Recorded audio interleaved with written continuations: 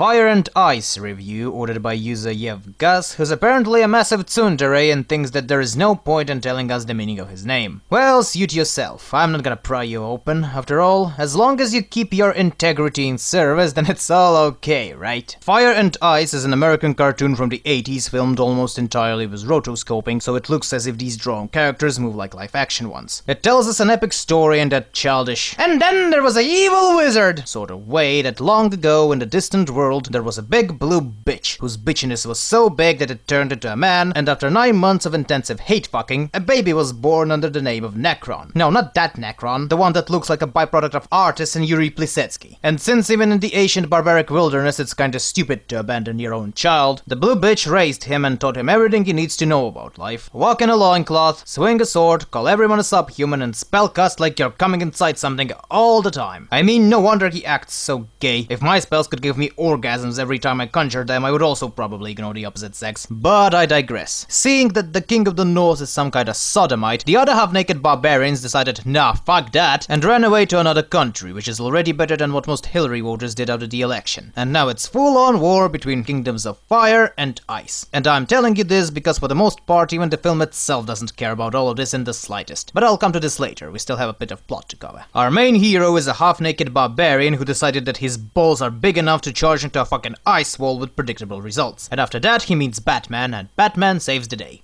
The end. So in case you haven't figured it out already, the plot is all over the place, makes no sense, and what little of it that makes sense is so dreadfully classical 80s pulp fiction that many modern teenagers and all those whiny little Europeans would commit suicide the moment they saw it. I fucking love it! And if you came here for some meaningful drama, rich and vast fantasy world, or some other nonsense, then get the fuck out of here, you filthy hipsters! There is no drama or good written characters in this movie. There is no memorable music besides the also favorite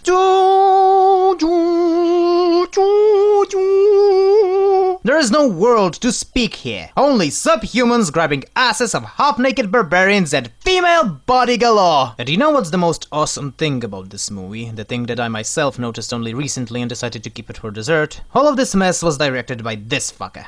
Yes, Ralph Bakshi, the man that most of you probably don't know because he's one of those indie art house directors. But what makes him stand out from all the other dregs is that he actually believed that animation is not only for kids but also can be used for adult entertainment. A thing that he and I agree on, but since most of his more famous works were made in the 80s, that means that in many cases for adults meant that your characters said fuck a lot, had sex, or just flashed tits everywhere, and you basically know the drill. Things haven't changed a lot from those times, both in style and in substance. The problem with these art house films is that they have an extremely limited lifespan. Of course, there will always be people that either watched it as kids/young adults or just like trashy art house films and will defend it to death. But ultimately, these films offer nothing except their trashiness or pulpiness in case of Fire and Ice. A characteristic that can be easily toppled and in many cases have already been toppled. Modern things like Sharknado or the various shit that Bollywood makes is infinitely better than The Room in both style and execution. And while one can argue that we don't exactly get a lot of half-naked barbarians riding dinosaurs and saving sexy chicks these days, I say that the market for these sorts of things is oversaturated as it is, that's one, and two, modern people aren't that easily pleased like before. Just because you have Frank Frazetta as your producer doesn't mean that people will like your shit. In fact, many people today prefer more polished look over the dirty, gritty-looking stuff. So as a finishing word, if you generally like trashy pulp fiction, then I suggest you watch it. Otherwise, avoid it like an orgasming naked wizard.